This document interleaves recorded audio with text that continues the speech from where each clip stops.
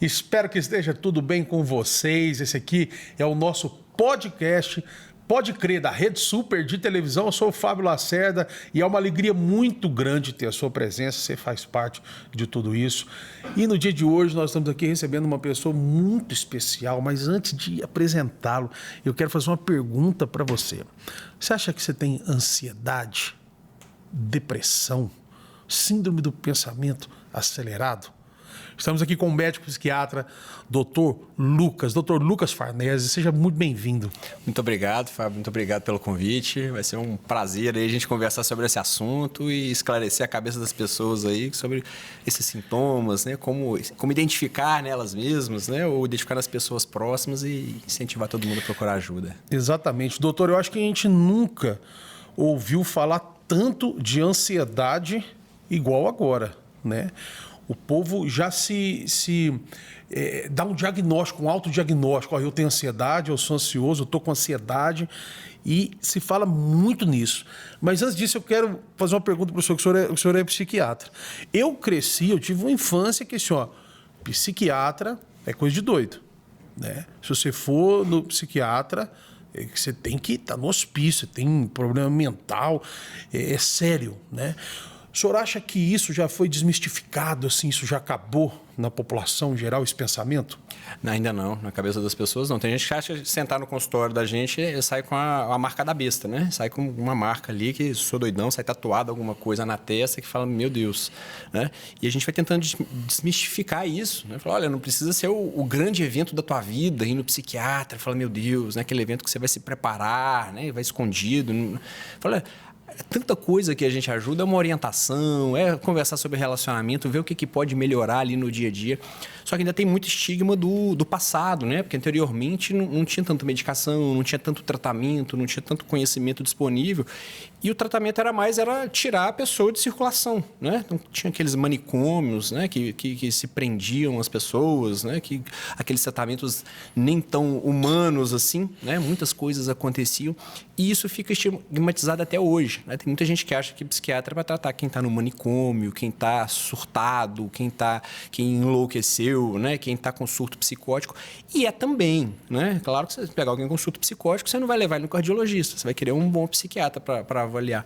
Mas não só, né? Não só. A gente avalia muitas outras coisas, né? Hoje o tratamento de saúde mental ajuda as pessoas a viver melhor, ajuda as pessoas a lidarem melhor com os problemas do dia a dia, né? Ajuda as pessoas a ter uma gama um repertório funcional maior para conseguir lidar com as situações cotidianas. Certo.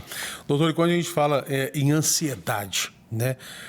As pessoas acham que tudo é ansiedade hoje e colocam muita coisa na conta da ansiedade. A ansiedade está pagando um preço também alto aí, né? Por causa de muita coisa. O que uma pessoa pode identificar na vida dela que é a hora dela procurar o médico? No que se diz respeito, assim, a ansiedade, ela tem ansiedade. Sim, a gente tem que fazer a diferenciação entre ansiedade e o transtorno de ansiedade, né? A gente trata o transtorno de ansiedade. A ansiedade é uma bênção, né? A ansiedade prepara a gente para os desafios do dia a dia, né? Prepara a gente para... Eu tenho uma prova amanhã, é ela quem me faz estudar com afinco hoje e recusar os convites para sair, para ver filme, para ir para churrasco, que me faz eu me preparar melhor para eu me desempenhar para uma função, né? Para algo, para não me prejudicar. O que é o transtorno de ansiedade? É quando essa ansiedade passa tanto do ponto que ela começa a prejudicar, né? Ela começa a me trazer prejuízos. Então, eu já não me preparo mais. Aquela prova amanhã começa a me dar taquicardia, né? E eu começo a suar, e eu começo a tremer, e eu penso tanto que a prova vai dar errado, que eu não vou passar, que eu não consigo nem me concentrar para estudar para aquela prova, né? Eu começo a ter tantos sintomas físicos, tantos sintomas mentais que me atrapalham a dormir, que prejudicam a minha alimentação, que me atrapalham a dormir bem, né? A me preparar, a estudar, a focar, a concentrar, né? Então, isso aí é o transtorno de ansiedade, né? Uma ansiedade que está num nível que ela já não te ajuda mais, ela transtorna a tua vida, ela só causa transtorno, ela causa sofrimento, ela reduz a tua funcionalidade, né, o teu funcionamento no dia a dia, e isso aí a gente trata, né? Então, o que a gente avalia muitas vezes para a gente tratar ali um transtorno de ansiedade, né? Para a gente identificar, né? Você tem que tratar, é normal ou não é? Basicamente, são dois pontos que a gente avalia, né? É o funcionamento ruim, né? A perda de funcionalidade, a pessoa que conseguia fazer determinadas coisas e não consegue mais, né? Ela conseguia fazer ali várias coisas e não dá conta, ela não consegue se relacionar bem com as pessoas, ela está tendo prejuízo no trabalho, prejuízo nos estudos e sofrimento intenso. Né? Às vezes a pessoa ela está ali com um sofrimento tão grande, com tanto sintoma da ansiedade, né? que aquilo ali está provocando nela um quadro de um sofrimento terrível. Então, são basicamente esses 2 pontos que a gente avalia. Certo. Doutor, além... bom, o senhor primeiro que o senhor foi muito categórico aí, muito sábio em explicar para a gente sobre que nós temos sentimentos. Sim. Né? Nós não podemos ficar apático, né? Falar, não, vou fazer uma prova amanhã que pode mudar a minha vida para um concurso. Não estou sentindo nada, normal, vou levantar, mas vou lá. Não, gente, isso tem que mexer dentro da gente. Claro. E tem uma ansiedade envolvida nisso aí. Sim. Que ela faz até bem. Né? Se ela não vai tiver, fazer você fica apático, não se prepara. Exatamente, né? Se preparar melhor, ter mais atenção com aquilo ali, né? Focar Sim. naquilo ali. E aí o senhor diz assim pra gente que tem o transtorno de ansiedade, que é essa questão quando esta ansiedade já começa a te atrapalhar. E eu sei de pessoas que, né, assim, teve uma prova, teve ansiedade, não conseguiu nem fazer a prova. Sim. Daí que não adiantou nada, né? Causou um problema muito sério para ela. Além dessas questões de que uma pessoa ela pode ser paralisada em alguma coisa, ansiedade, tirar uma funcionalidade dela, causar um problema desse, por exemplo, né? Você ficar tão ansioso que você nem conseguiu o objetivo que você estava buscando por causa da ansiedade, que é a hora de tratar. E o senhor diz assim que a pessoa também, ela sofre demais, tem um sofrimento envolvido nessa ansiedade aí. Na questão física, o que uma pessoa pode identificar, doutor? Uma crise de ansiedade, a gente sabe que a gente já tem acompanhado por aí na internet, uma pessoa que precisa, assim, às vezes, de um socorro médico imediato, né? Mas tirando esse momento daquela crise ali, que nós vamos falar disso também, o que esse sofrimento causa no físico, por exemplo, de uma pessoa? Muito comum as pessoas irem no consultório já com uma pastinha do cardiologista. Né? Então, as sensações aqui na região do coração elas são muito frequentes, né? Seja na palpitação, seja dor, seja uma sensação de aperto, né? Sem ser na crise, né? Às vezes ali no dia a dia, né? A pessoa está ali, de repente o coração começa a disparar, a pessoa acha que está com arritmia, né? Às vezes dependendo da dor, acha que está infartando e vai parar no hospital, né? Com aqueles sintomas muito frequentes. E pode dar sintomas assim no corpo inteiro, né? Eu brinco com as pessoas ali e falo, olha, tudo que você me fala pode ser, eu vou falar pode. Então, já pensou na pergunta, já pode, porque pode mexer com tudo. Pode dar formigamentos, pode prender o intestino, soltar o intestino, pode aumentar o apetite, diminuir o apetite, pode dar alterações na pele, né? Os problemas de pele geralmente todos pioram, queda de cabelo, queda de sobrancelha, de barba, de cílio, né? Pode dar formigamento na língua, às vezes a pessoa acha que está tendo um AVC, um derrame ali, né? Pode dar um formigamento numa parte do corpo, pode dar dor no corpo, né? Podem dar vários sintomas, né? E as pessoas, às vezes, elas vão procurando vários especialistas, né? Pode dar dor no estômago, né? Gastrite, sensação de queimação, sensação de refluxo, né? Claro que não é exclusivo da ansiedade. Eu tô só anotando aqui, eu já tenho uns 12 sintomas desses. Você já está fazendo um checklist aí, né? Falou, opa, tô me diagnosticando aqui, né? Mas são sintomas, assim, comuns, né? São sintomas frequentes. Às vezes tem pessoas que chegam assim, que postergam tanto a ida lá no psiquiatra, né? Postergam tanto ir no consultar conosco, que elas chegam com pastinha, já fez endoscopia, já fez teste ergométrico, já fez um tanto de eletro, todo que exame de sangue que você imagina, passou com dermato, com endócrino, passou com um tanto de gente e era ansiedade, né? E eram sintomas ansiosos. Fisicamente, organicamente, estavam muito bem, né? Não tinha nenhuma alteração em nenhum dos outros sistemas. Era ansiedade, né? Por quê? Porque a ansiedade, ela enche o nosso sangue de hormônios, né? De adrenalina, de cortisol, dos hormônios do estresse, né? Que por um tempo, né? Pelo período que a gente tem que ficar ansioso mesmo, é bom. Mas aquilo ali cronicamente elevado é deletério, começa a causar problemas em outras áreas, né? E começa a surgir esses sintomas todos. E quando ela trata, obviamente, ela consegue uma qualidade de vida aí muito melhor. Consegue. A pessoa já está muito sintomática, ela volta falando, por que eu não tratei nisso? Por que eu não tratei isso antes? Né? Por que eu não tratei isso Porque não está tendo esse transtorno antes, né? Às vezes, quando a pessoa é casada, falou, meu marido ou minha esposa falou que eu não posso parar de tomar esse remédio de jeito nenhum, né? Que além desses sintomas físicos, tem os vários sintomas emocionais, né? Os sintomas cognitivos ali que afetam muito a vida da pessoa também.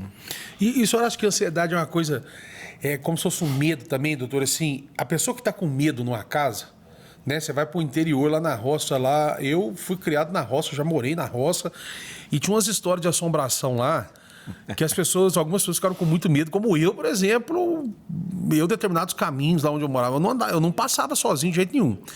Uma pessoa, quando está com muito medo dentro de uma casa, ela acaba lastrando. Quando um tinha muito medo, ele acabava contaminando todo mundo. Aí todo mundo ficava com medo também. Você acha que a ansiedade tem esse aspecto também? Uma pessoa muito ansiosa dentro de casa, ela acaba passando aquilo para a família, para os filhos? Ela pode. A ansiedade ela tem muito fator genético, né? Então, se tem um parente de primeiro grau ali com transtorno de ansiedade, a pessoa tende a ter uma ansiedade maior. Além dessa transmissão genética, né? Essa aflição o tempo todo, né? Esse medo, esse ambiente de medo, né? A figura do teu pai ou da tua mãe, que era para ser a tua proteção, está com medo. Né? A pessoa está assustada, está se preocupando com tudo. Né? Você começa a adquirir aquela visão de mundo. Né? Fala, opa, será que esse mundo é assim mesmo? Né? Será que eu tenho que ficar fugindo das coisas? Será que eu tenho que ficar retraído? Tenho que ficar me preparando para o pior o tempo todo? Então, é claro que você convivendo nisso e vendo isso ali, os seus modelos, suas principais referências, te passando essa visão de mundo, né? A visão de mundo desse jeito, é claro que isso passa para você e você começa a adquirir essa visão de mundo também, né? Então, o contrário também, né? A pessoa que começa corajosa, tem uma visão de mundo positiva, isso passa também para as pessoas, isso contamina positivamente as pessoas com uma visão de mundo saudável. Sim. Doutor, para que a gente pudesse entender mais e aproveitando a sua presença para a gente tirar todas as dúvidas aqui, a ansiedade, ela é o quê? Ela é um sintoma, ela é uma doença, o que ela é? Eu gosto de explicar para as pessoas assim, rápido, sucintamente, né? Imagina que a gente está saindo aqui, né? E anda um pouquinho para frente e de repente vê um Rottweiler, né? Mostrando os dentes e pronto para atacar. Imediatamente o nosso corpo se transforma inteirinho, né?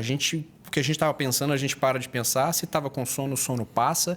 Se estava olhando para outras coisas, a gente o mundo se restringe a cachorro, né? Se restringe a Rottweiler vindo atrás de mim. Né? O sangue começa a circular diferente, né? Ele sai de estômago, sai da pele e vai para os músculos, né? Para que a gente consiga correr ou lutar com aquele bicho como a gente nunca conseguiu antes na vida. Né? A nossa visão ela fica turva, a gente fica hiperfocado ali naquele cachorro e gera uma resposta, né? Ou a gente sai correndo, né? De luta ou fuga, né? Ou a gente luta, né? Se não der para fugir, a gente vai ter que lutar com ele, né? A gente pode deixar ele fazer o que ele quiser com a gente. Isso é proporcionado por uma região do cérebro, né? Então, uma região do cérebro que gera essa resposta, né? A amígdala cerebral, né? Ela dispara esse impulso e cria toda essa coordenação do organismo, né?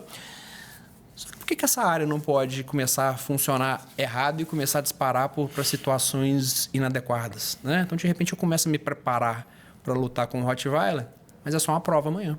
Né? Eu começo a me preparar para um Rottweiler, mas é só o chefe que me chamou para conversar às 2 horas da tarde. Né? E eu já começo a ter toda aquela resposta, eu fico palpitando, né? Com a respiração ofegante, suando, né? Pálido, todo empalidecido. Foi a mesma resposta.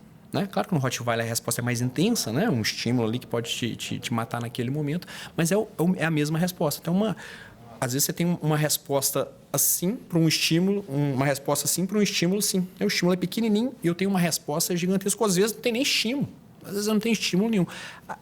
Essa área cerebral ela começa a disparar à toa, ela começa a disparar sem motivo. Às vezes durante a madrugada, né? Tem pessoas que acordam ali em crise ou acordam muito ansiosas, né? Já estão ali, né?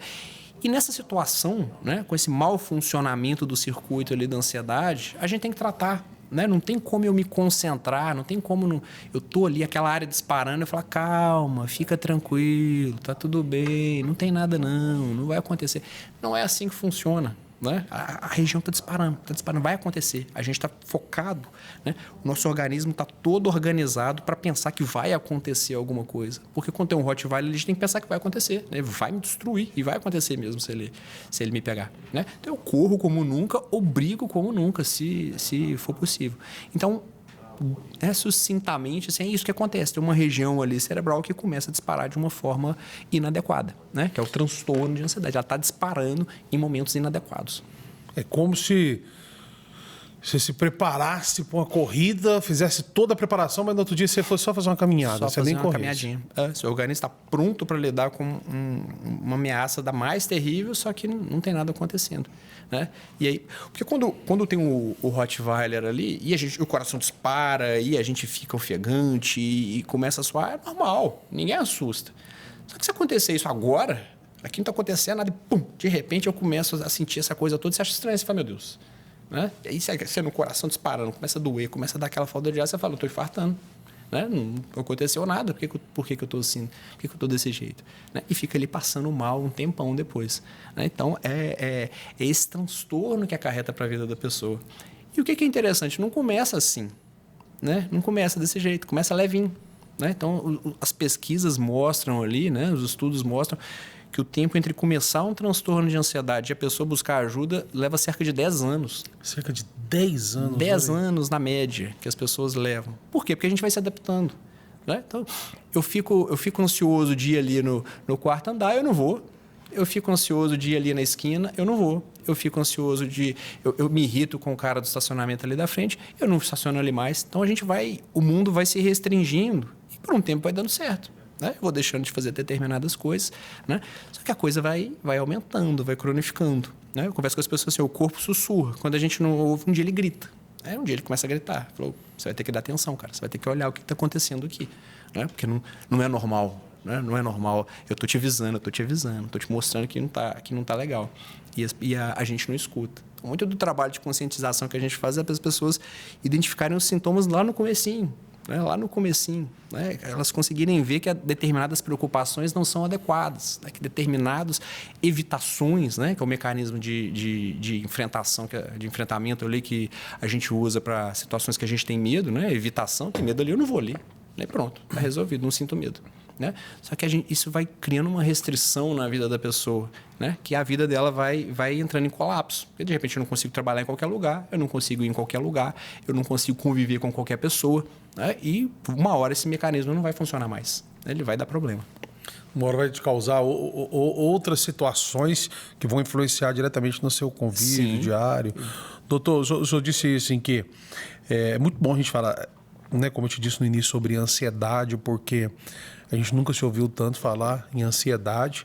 O senhor acha que o fato das pessoas se autodiagnosticarem hoje, né, e falar tanto em ansiedade tem a ver com este contexto que a gente vive, do excesso de informação, de internet, ou essas coisas só simplesmente colocou à luz uma coisa que sempre existiu? Esse excesso de informação, ele traz um problema porque a maioria das pessoas não consegue filtrar a informação que chega. Né? Então, você tem alguém falando ali do outro lado, você acolhe aquilo ali como verdade. Né? Igual, às vezes, eu vou citar algo que está escrito num livro, né? Como se aquilo fosse uma verdade absoluta, só porque alguém escreveu. Né? Só porque alguém escreveu e publicou. Né? Aquilo ali deve ser verdade. Né? Só porque alguém falou na internet, falou, nossa, eu vi na internet. E as pessoas chegam lá no consultório com um monte de bobagem, né? Um monte de ideia errada. E a gente tem que quebrar essas ideias para depois colocar as ideias corretas. Né? Então, as pessoas começam a ficar aflitas. Né? Então, tem dois fatores. Né? Às vezes ela acha que a ansiedade é aquela coisa gravíssima, que é a crise. Não, eu não estou sentindo isso não. Então, eu não tenho ansiedade. Né? Então, eu tô tranquilo. E tem o outro lado que viu algum sintoma ali que acha que tem. Né? Então, eu tenho ansiedade, né? Porque eu estou sentindo aquilo que o fulano falou na internet. Mas não bastam os sintomas. A gente tem que ver o prejuízo na funcionalidade, né? O quanto que aquilo repercute na vida, né? Quantas áreas da vida que aquilo acontece, o quanto de sofrimento que aquilo está trazendo. Então, tem vários critérios que a gente avalia, né? Para ver se aquilo é um transtorno de ansiedade mesmo ou não. Né? Não que se não for, a gente não tem o que fazer. Porque se está incomodando, a gente aborda. A gente vai abordar. A gente vai abordar de alguma forma. Se está incomodando, né, que seja psicoterapeuticamente, né, pode demandar alguma medicação que seja para outra coisa, né, a gente aborda. A gente tem o que fazer ali para o incômodo que for. Né, mas essa ansiedade não é tão comum quanto as pessoas falam vulgarmente por aí. Né? É um termo que, geralmente os termos, quando caem no uso vulgar, eles começam a ser mal usados, né? Eles começam a ser utilizados em situações inadequadas. Né? E a ansiedade ela é um desses termos. Né? Sim. Quando o senhor me relata assim, a pessoa vai no meu consultório, ela já ouviu falar um monte de coisa ali que ela está sentindo, então ela já fez o eletrocardiograma, ela já fez um monte de exame, já me traz, pronto, aqui, ó, isso aqui. As pessoas vão também, assim, doutor, muito com a cabeça preparada aqui, doutor, ó, eu quero um remédio. Todo caso é caso de remédio? Não. Tem gente que vai lá no seu consultório, faz uma consulta e ela não precisa de remédio para tratar? Tem. E aí acontecem duas coisas. Tem gente que fica chateado quando a gente fala que tem que prescrever e tem gente que fica chateado quando a gente fala que não vai prescrever. Então, tem gente que vai com essa cabeça pronta, só eu quero um remédio. Vai. Tem gente que vai, então, eu vou tomar um remédio e é o pensamento ruim, né? E o remédio vai resolver. Sim. Né?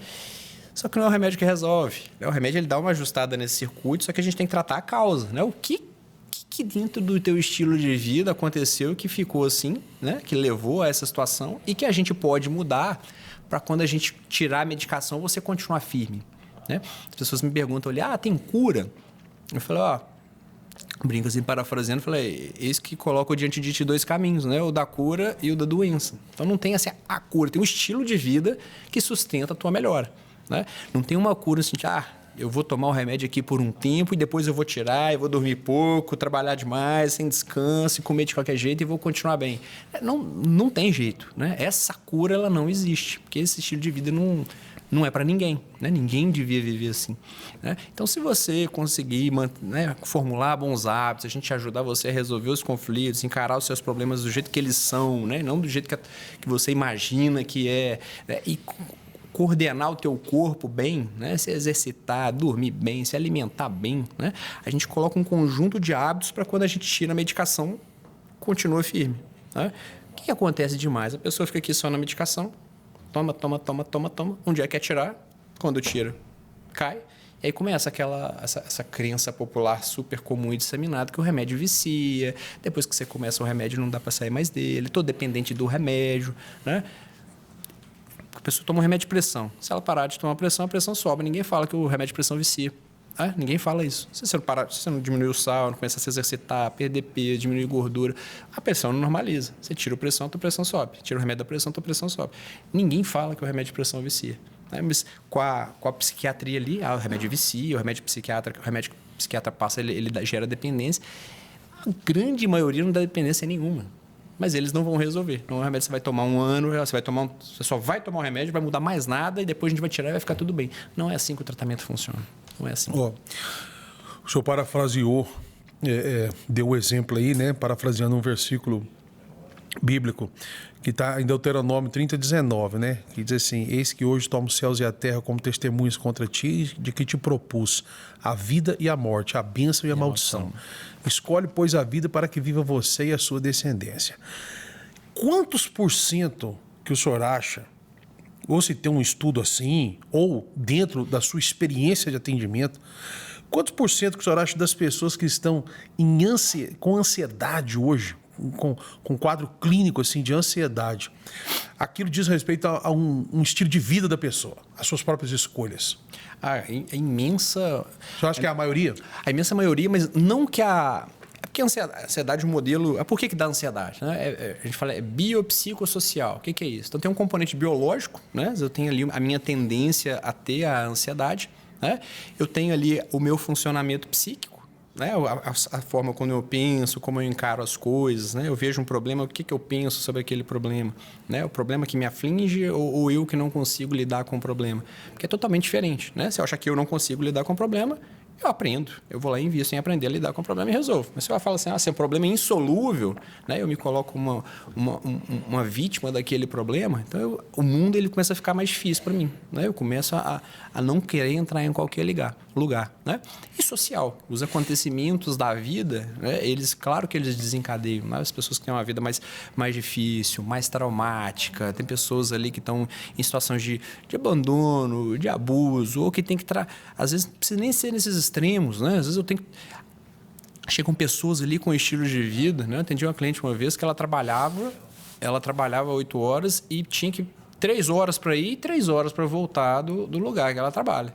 Eu falei, não tem a menor condição, né? Não tem a menor condição de viver assim. Eu não tinha tempo para comer, dormia, chegava em casa, dormia, acordava e ia pro trabalho de novo. Não tem a menor condição. Né? Com essa vida, como é que a gente faz qualquer coisa? Não tem jeito. Não tem nem como abordar. Né? Então, é uma interação entre esses fatores. No estilo de vida que as pessoas chegam lá para mim, um ou outro que está com um estilo de vida saudável, né? Um ou outro que se exercita, né? Que dorme. É o tripé da saúde, né? Comer bem, se exercitar regularmente e dormir com um tempo de qualidade, né? De 7 a 9 horas por dia, dependendo da demanda de cada um. Né? Um ou outro que chega com esse estilo de vida lá. Né? E eu brinco com as pessoas assim, que é como se a gente tivesse R$1 milhão na conta, né? Ganhasse 1.000 e gastasse 10 mil. A gente vai comendo nas nossas reservas. Né? Quando a gente é jovem, a gente consegue dormir pouco, trabalha muito, não exercita, come coxinha no almoço, coxinha com Coca-Cola. E o corpo aguenta. Né? E a gente vai só para falar aqui, eu não como coxinha no almoço não, viu? Pelo amor de Deus. Eu só na parte da tarde, só depois do almoço. Um lanchinho, né? Só para lanche. Mas tem gente desce ali, come coxinha num dia, pizza no outro dia. E a gente aguenta. Né? Mas você vai ver a dieta da pessoa, ela não tem os mínimos dos nutrientes, né? Para um corpo funcionar bem. E não funciona. E aí não tem jeito. Né? Se a gente não der as vitaminas, né? O corpo não vai pegar gordura e vai transformar em vitamina. Né? Não vai pegar açúcar e transformar em mineral. Isso não acontece. A gente tem que ir. O único jeito de a gente conseguir isso é através da dieta. Né? Através da dieta ou suplementação. Então, a gente tem que fornecer os nutrientes saudáveis para o corpo funcionar. A gente tem que colocar ele em movimento. Né? O corpo não foi feito para ficar parado, não foi feito para ficar sedentário. Né? Eu brinco muitas vezes ali com meus clientes e falo, olha, nunca dei alta para um sedentário. Né? Sedentário comigo não tem alta. Se você dá alta, a chance dele voltar é muito grande. Né? O desfecho daquele que se exercita regularmente do que não se exercita nada é muito diferente. Aquele negócio de pensar que está no lucro, né? Falar que agora eu estou no lucro nisso aqui. Esse do lucro. O que eu falo muito para as pessoas? Eu falo, olha, se a gente for começar um tratamento medicamentoso, não pode ser para você começar a tomar o remédio, estou vivendo todo atrapalhado. Eu falo, beleza, agora eu quero me sentir bem e continuar vivendo atrapalhado. Eu falei, isso é péssimo. Né? Isso é péssimo. Por quê? Porque a coisa vai continuar evoluindo. Porque vira um anestésico. Vira um anestésico. E o objetivo não é anestesiar. Né? O objetivo não é anestesiar ninguém. O objetivo é a gente resolver aquela aflição momentânea enquanto a gente trabalha nos fatores desencadeantes, né? Enquanto a gente trabalha nas outras áreas da vida para a gente preparar a alta, né? Para a gente preparar para viver sem remédio, né? Para viver sem a medicação. Né? Esse é o trabalho, assim, que é o que a gente quer, né? Esse é o sonho. Né? A pessoa se engaje nisso, construa uma vida que consiga ficar bem sem a medicação. Sim. O doutor... Quando a gente né, fala desse assunto aí, ansiedade, também a depressão é um assunto que hoje em dia se fala muito sobre depressão. Também existem muitos autodiagnósticos, não sei se é assim que fala, né? Uma pessoa que ela fala assim, eu tenho depressão. Ela não foi no médico, ela não fez diagnóstico nenhum, ela não fez exame, mas por tudo que ela ouviu, por relatos... E por crenças limitantes também que ela vai adquirindo ao longo da vida, ela vai criando esses diagnósticos. E dentro da nossa religião, da religião cristã, eu até nem conheço outra religião que coloca um peso tão grande, às vezes, em cima da pessoa que está com um quadro depressivo, igual a nossa, né? Porque está completamente ligado assim... Se a pessoa tem depressão, ela está afastada de Deus. Né? A pessoa está com depressão ali, ela está vendo o que é, deixa de ir na igreja, vai acontecer nisso aí, vai acontecer nisso aí. Então eu queria fazer esta pergunta para o senhor. Né? Qual que é a relação que o senhor, como psiquiatra, coloca na vida assim, de uma pessoa que ela está com depressão, né? Eu quero ver se eu perguntar se isso é possível. Ela está com depressão e ela tem uma vida com Deus. É possível isso aí? Uma pessoa que está ali na igreja, está orando, está lendo a Bíblia, ter depressão? Sim, eu atendo todos os dias alguém com uma fé, às vezes assim, constrange, né? Falar assim, eu quero chegar lá um dia, né? Eu quero ter esse nível de fé, esse nível de serviço. E com depressão, né? Ou com ansiedade, ou com qualquer outro tipo de transtorno, né? Então, assim, o nosso meio ali, ele bate às vezes muito forte, né, nas pessoas ali com depressão, né? Às vezes você vai procurar pecado, né? Não, a maldição, será que é uma maldição que tem na minha linhagem, né? Será que é alguma coisa que eu fiz, né? Algum pecado oculto que eu estou cometendo e não tô sabendo, né? Como se a depressão ela fosse uma condenação, né? Por quê? Porque as pessoas não entendem também que a depressão ela tem a causa física, né? Ela tem uma causa física, ela tem um mau funcionamento de circuitos cerebrais também, né? Então, cada vez mais a gente vê que a depressão ela é uma doença inflamatória, né? Tem determinadas regiões do cérebro mais inflamadas, ela ocorre liberação de mediadores inflamatórios no sangue, né? Que vão afetar ali todo o organismo. Cada vez mais a gente vai vendo que é uma doença assim, sistêmica, não é uma doença relacionada a uma falta de vontade. Porque as pessoas elas pensam assim, olha, teve um dia que eu estive triste, né? Tirei uma nota ruim na prova, fiquei triste, né? Então isso aí deve ser a depressão, né? Isso é depressão, mas o que tem? Né? É frescura, é bobagem. Pessoal, a pessoa ela está presa numa determinada forma de pensar, né? A gente pensa como a gente pensa, né? Se a gente está bem, se a gente tem uma visão positiva de mundo, né? É porque a gente não tem depressão. A pessoa com depressão, ela está presa em enxergar o mundo de uma forma negativa. O cérebro dela está coordenado para ela pensar assim, né? A emoção tristeza, ela tem sua finalidade, né? Quando a gente está triste, a gente não fica pensando o que a gente vai fazer, para onde que a gente vai viajar, né? É um momento de mais introspecção, um momento de a gente ficar mais revendo ali quem a gente é, revendo determinadas situações. Só que isso, cronicamente, isso é ruim, né? Você ficar com uma emoção ali o tempo todo, isso é muito ruim, né? O que é uma emoção? Uma emoção é como se eu tivesse programado para agir de determinada forma quando eu estou com determinada emoção, né? Então, quando a gente está com raiva, a gente pode até se conter, mas é difícil, né? Eu estou com raiva de alguém, eu posso até conviver bem, ser cordial, mas respirando fundo. Né? Não dá para ter aquilo o resto da vida. Não assim. tem jeito, né? A raiva tem que passar, né? Aquela tristeza, ela tem que passar. Então, o pessoal tem que entender o seguinte, olha, tem causas orgânicas para a depressão também, né? Tem mau funcionamento no circuito cerebral. Então, os antidepressivos não existiam, né? Não funcionavam em lugar nenhum. O antidepressivo vai lá e se liga em determinadas regiões dos neurônios que alteram o funcionamento e a liberação de determinados neurotransmissores, né? E a recaptação de alguns outros. E o cérebro começa a funcionar melhor e ela começa a sair daquela depressão, né? Ela começa a melhorar daqueles sintomas. Então, é físico igual diversos outros transtornos que ninguém pensa. Né? Chega alguém com artrite, ninguém pensa que ela está em pecado. Né? Chega alguém usando óculos na igreja, ninguém pensa. Olha que pecado ele cometeu para estar com miopia hoje. Ninguém pensa. Né? Ninguém pensa nisso. Na depressão tem essa coisa até hoje. Né? É verdade. Doutor, ouvindo o seu relato e de outros médicos também, tem um grande querido amigo meu, médico também, Dr. Guilherme Klein, e ele diz muito sobre isso aí que o senhor, exatamente essa questão que o senhor está falando, para que possa deixar claro para as pessoas, né, que não tem uma relação direta espiritual, né, de uma pessoa que está com depressão, ela está com demônio, está com pecado.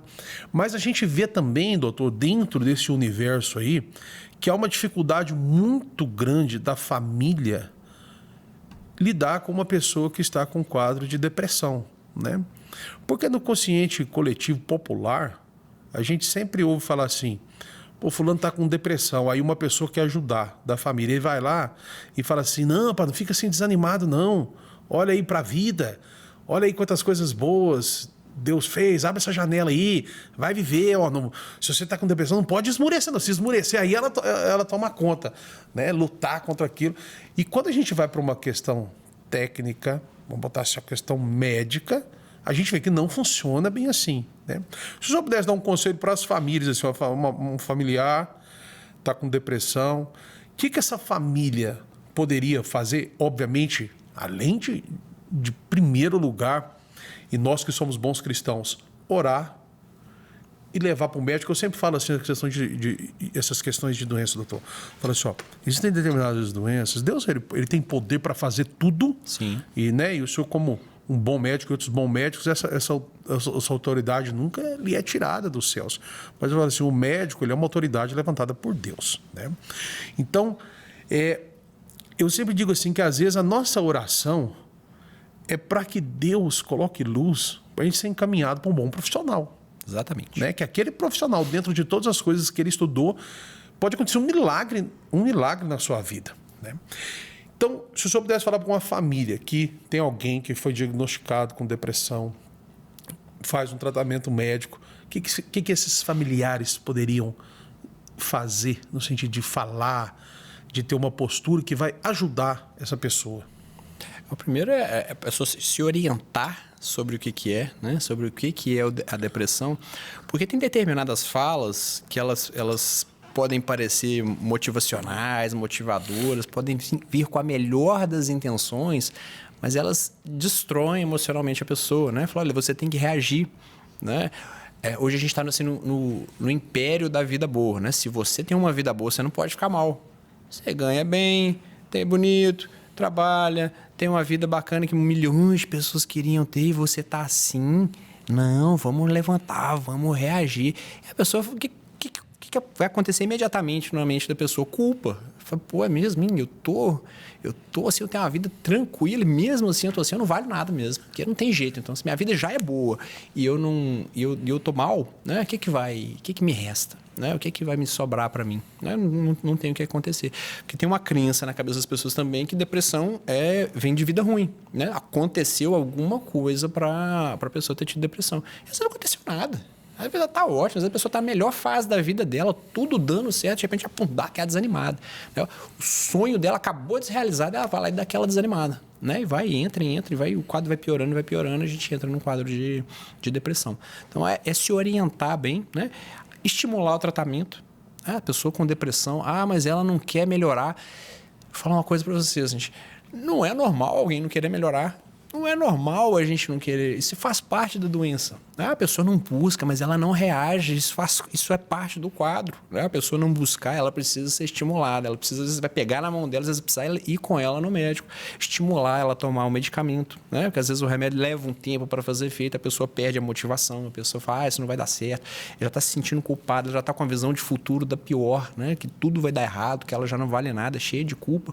Né? Então a gente tem que estar lá estimulando todo dia. Mas eu estimulei ontem, estimula hoje, estimula amanhã, estimula semana que vem e sempre, né, estando ali, apoiando, reforçando, entendendo que ela não está assim porque quer, né? Tá assim, se ela não reage, deve ser porque ela não quer, né? Se ela reagisse, se ela abrisse a janela, eu tento levar ela para fazer uma caminhada, a gente ouve todo tipo de coisa, né? Eu tento levar para caminhar, chamar para festa, ela não quis ir. Isso é a doença. Eu não quero ir, eu não quero fazer, eu quero ficar sozinho, quero ficar fechado no quarto, eu não estou enxergando nada de bom, né? O mundo para mim é todo cinza, né? Eu quero ficar no cinza do meu quarto, né? Então isso é a doença. Então é uma postura ali de estou aqui para te ajudar, vou te apoiar, vou te incentivar, né? Sem muita cobrança, né? Sem muita cobrança, deixar o tratamento acontecer, deixar a coisa acontecer, orar, né?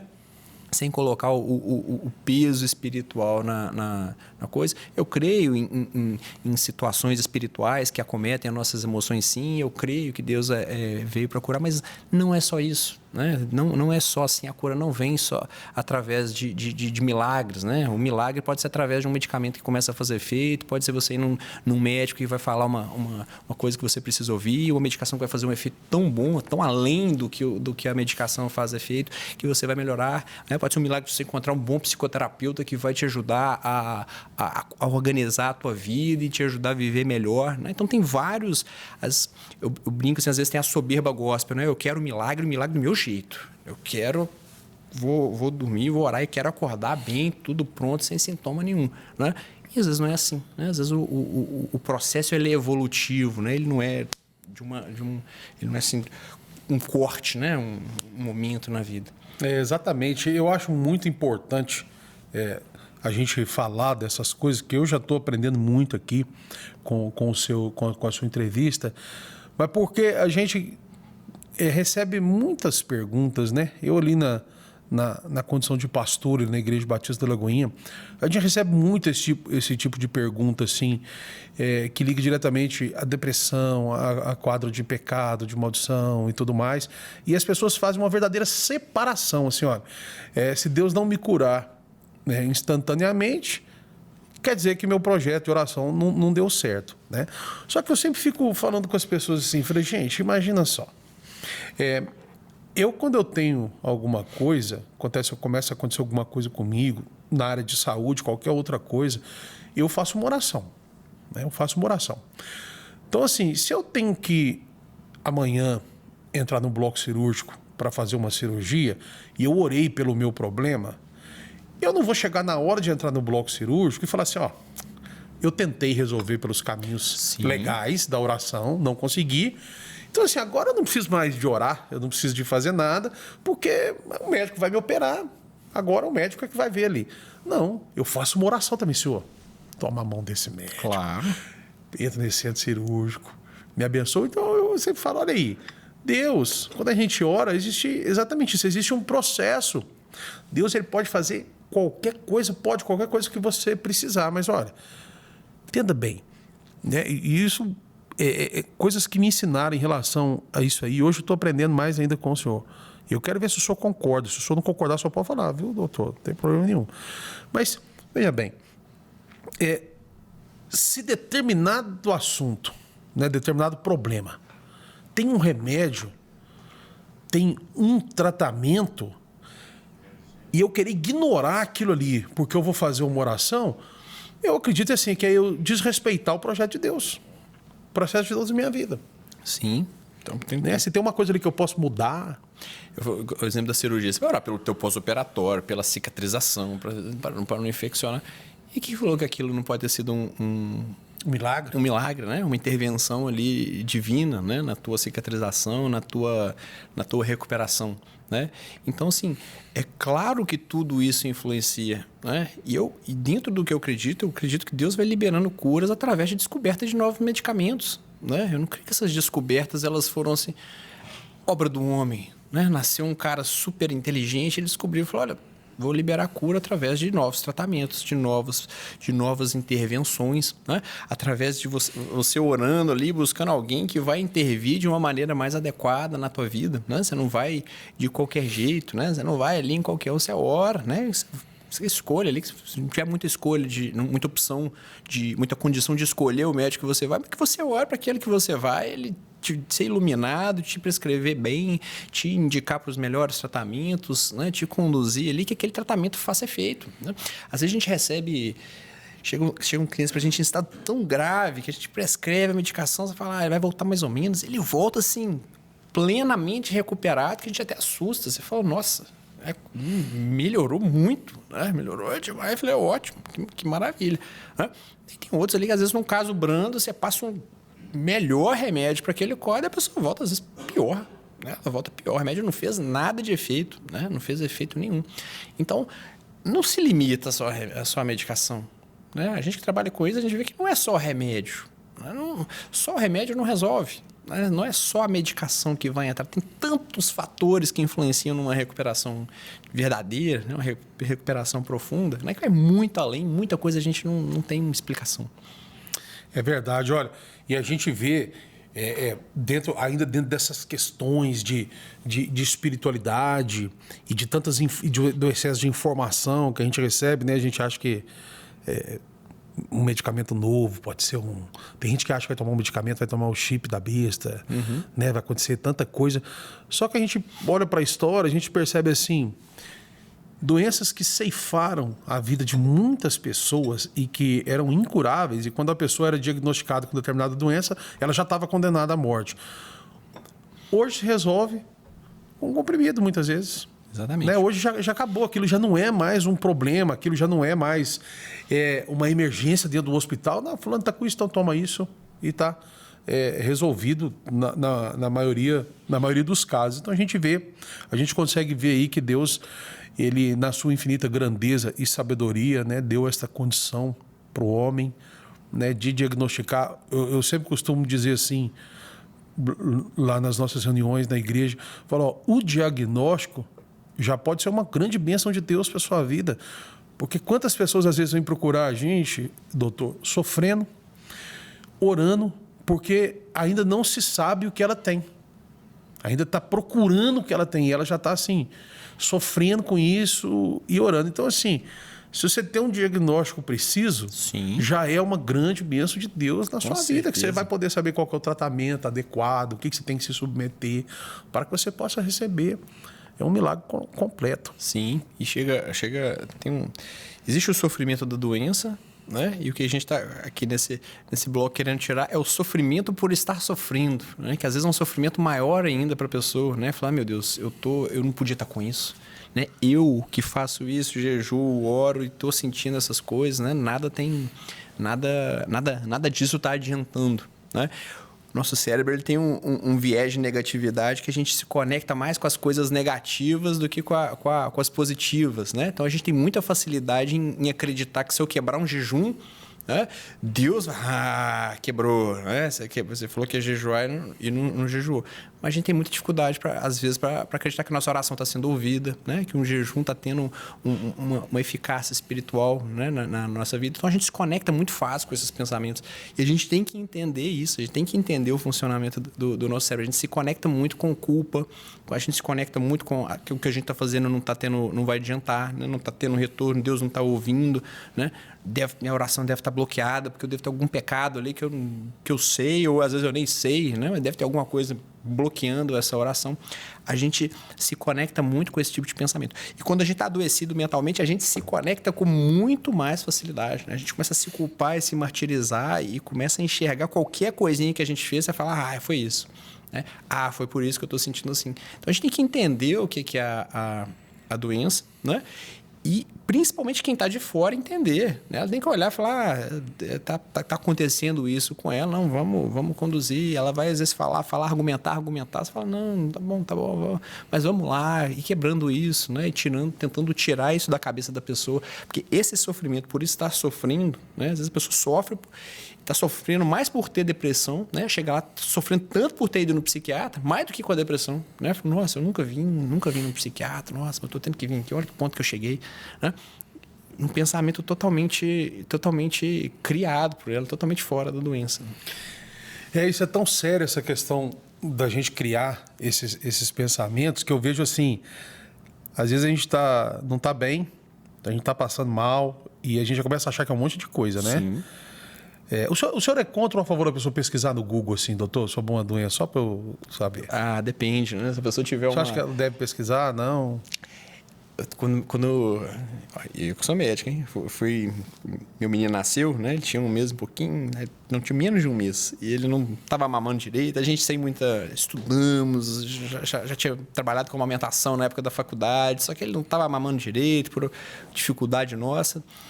Eu passei a mão na cabecinha assim, estava meio fundo, né? A fontanela estava meio baixa e eu sabia que aquilo era sintoma de desidratação, né? Falei, tem tempo que eu não mexo com isso, né? Eu fui olhar. Aí a primeira matéria que apareceu assim, uma mamadeira teria salvado a vida do meu filho. Meu pai. Rapaz, mas me bateu falei, amor do céu, será que esse menino está desidratado? E aí fui vendo os sintomas de desidratação, comecei a enxergar tudo nele. Nossa, o choro dele está meio esquisito mesmo. Chorou ali, não saiu lágrima. Vamos levar para o hospital. E fomos para o hospital. E tinha que ir mesmo. Ele estava bem desidratado mesmo. Mas, assim, na minha cabeça estava muito, muito além, né? Muito além do que estava. Então, assim, não tem como ser contra ou ser a favor, porque a internet aí a gente vai procurar. Sim. Né? A gente tem que ter noção que o que vai aparecer ali é o que chama mais atenção. Né? É o que chama. E o que chama atenção? Catástrofe. Né? O que chama atenção? É coisa ruim. Né? Você abre um jornal, não fala de coisas boas, da bondade do ser humano, das boas ações, né? Das missões que estão sendo feitas. Quem matou quem fez sacanagem com quem roubou quem, onde teve um grande assalto. Né? Por quê? Porque aquilo atrai o ser humano. Sim. E o Google vai jogar isso também, né? As matérias mais abertas. Eu estou perguntando para o senhor especificamente assim, exatamente por isso, porque às vezes nós estamos assim, sentindo alguma coisa, você pega e dá uma pesquisada, você começa a ficar desesperado. Sim. E você começa a passar mal mesmo. Exatamente. Aí a gente vai no médico, o médico dá uma analisada, não, isso aqui, não tem nada a ver com isso, não tem isso não, isso aqui é... Naquele momento já começa a sentir bem. Sim. Né? O diagnóstico na cabeça da gente, às vezes, é é pesadíssimo, porque a gente cria, né? E a pessoa que está ansiosa, ela já está mais propensa a se preocupar, né? Qualquer coisa que você falar para ela já está mais propensa a se preocupar e sentir medo. Então é pior ainda. Nossa, né? a gente começa até a sentir as coisas que estão escritas ali. Sim. Né? Igual eu falei, estava brincando com você, só começou a falar os sintomas nisso. Falei, doutor, eu já identifiquei uns 12 aí. Que você começa, rapaz, cotovelo dói. Rapaz, de vez em quando meu cotovelo dói mesmo. Rapa, coceira, às vezes eu tenho mesmo. Aí você já cria um quadro, você começa a ficar louco, né? Doutor, o senhor acha que a gente, dentro desse universo de ansiedade, depressão e de espiritualidade que nós estamos falando, de às vezes achar assim, não, estou em pecado, quebrei um jejum ali, vou ter uma maldição, sair, não esqueci minha Bíblia, ou então não orei, vou ter um azar, vai acontecer alguma coisa ruim. O senhor acha que a gente se cobra demais na vida? Eu acho que a gente devia levar a vida com mais leveza, mais tranquilidade? Devia, a gente se cobra demais, a gente se preocupa mais, se preocupa demais com coisas que nem tão importantes assim, né? A gente às vezes se despreocupa, né? Eu coloco para as pessoas assim, a gente colocar ordem nos nossos amores, né? De começar a amar as coisas corretas e deixar de amar as coisas que não merecem ser amadas, né? E essa inversão, ela é fonte de sofrimento, né? Então as pessoas às vezes trabalha, é feito maluco, corre. Se eu comprar isso, né? Se o tal do sonho da casa própria, né? Como se aquilo fosse uma coisa que, se não for realizada, a minha existência ela não tem valor, né? Se eu não conseguir comprar minha casa, a pessoa vai, trabalha, abre um monte de tempo com a família, não vê o filho crescer, fica naquela maluquice, compra a casa. Não é aquela coisa toda, né? Tem alegria, né? Na hora que muda da casa alugada para casa própria e os problemas vai tudo junto. Os problemas continuam, né? Porque aí vai... Porque o que acontece, né? Você vai, sonha. Quando você realiza o sonho, aquele sonho, né? Você passou um dia do sonho, aquele sonho não é sonho mais, né? Já está realizado, aí virou memória. E aí você vai trazer todo o resto da memória. O tempo que você não viu o teu filho, o tempo que você não ficou em casa, as viagens que você abriu mão, o tempo com a família que você abdicou, né? Para a realização desse sonho. Então ele vira uma frustração, né? Ele se frustra com a realização daquele sonho. Ele fala, não, para que eu fiz isso? Não é porque se você tivesse sua casa, aquilo fosse uma fonte infinita de alegria, todo dia que você acorda, você olha assim e fala, minha casa. Aí você abre, minha casa. Né? Minha casa. Para o resto da vida, que maravilha. Aquilo dura dias ou semanas, né? Qualquer coisa que seja, né? O carro, né? Jovem, às vezes cisma com telefone, né? Eu quero o último modelo de smartphone. Se eu tivesse aquele smartphone, minha vida era completa, né? Então a gente abre mão das coisas importantes em busca daquelas coisas passageiras, que vão ficar, né? Aquelas coisas supérfluas, né? E a gente começa a dar nome para essas coisas de sonho, né? Então o sonho, ele adquiriu na cabeça das pessoas uma conotação de que é algo que precisa ser realizado de qualquer jeito, né? Isso não existe, né? O sonho é algo que eu quero muito, né? A gente tinha que tirar esse peso da palavra sonho, né? Porque as pessoas ficam, nossa, eu sou um fracasso se eu não realizar, né? Se eu não tiver o carro que eu quero, se eu não conseguir comprar a casa que eu quero, né? E a gente vê pessoas que têm tudo absolutamente frustradas, né? Absolutamente tristes, né? A pessoa que ela entra nessa, quanto mais dinheiro ela tem, mais frustrada, porque ela já não tem nada que ela quer mais, né? Ela não pode depositar esperança em mais nada, né? Mais nada material, né? Então a gente vê esses grandes bilionários que eles começam a fazer caridade, né? Porque aquele vazio começa a entender que é o serviço, né? O servir, às vezes dá uma organizada no pensamento. Pô, fantástico, doutor. Olha, eu queria ter muito mais tempo com o senhor aqui para a gente conversar. Bacana. Doutor, eu vou pedir para a Amandinha colocar aqui no Instagram, na tela, o seu Instagram, que é o principal meio de comunicação hoje, é @Dr. Lucas Farnese. Lucas Farnese. Lucas Farnese, está aqui na tela aqui, para você depois entrar lá, assistir os vídeos. Eu sei que você tem vídeos aí que viralizaram sobre esse assunto. Sim. E eu acompanhei seu Instagram, tem muita dica lá sobre saúde mental, Sim. né, sobre coisas que a gente pode fazer. Nem todo mundo, né, verdade seja dita, vai ter oportunidade, às vezes, de ir numa clínica, de consultar, de pegar um psiquiatra. E às vezes tem dicas ali importantes no seu Instagram do dia a dia que são pequenas dicas ali que fazem diferença. Muito, sem dúvida. Te agradecer demais aí, doutor, a sua presença, a sua contribuição. Foi muito bom para mim te ouvir. E eu tenho certeza que foi muito bom para muitas pessoas que estão em casa. Que Deus continue te abençoando e te usando aí dentro da sua área cada vez mais. Amém, obrigado, Fábio, obrigado pelo convite aí, foi uma honra e foi um prazer participar do programa aqui. A honra foi toda nossa. Muito obrigado a você que esteve acompanhando a Rede Super de Televisão, nosso podcast, Pode Crer. Conversamos aqui com o fantástico Dr. Luca Farnese. Que Deus te abençoe. Muito obrigado.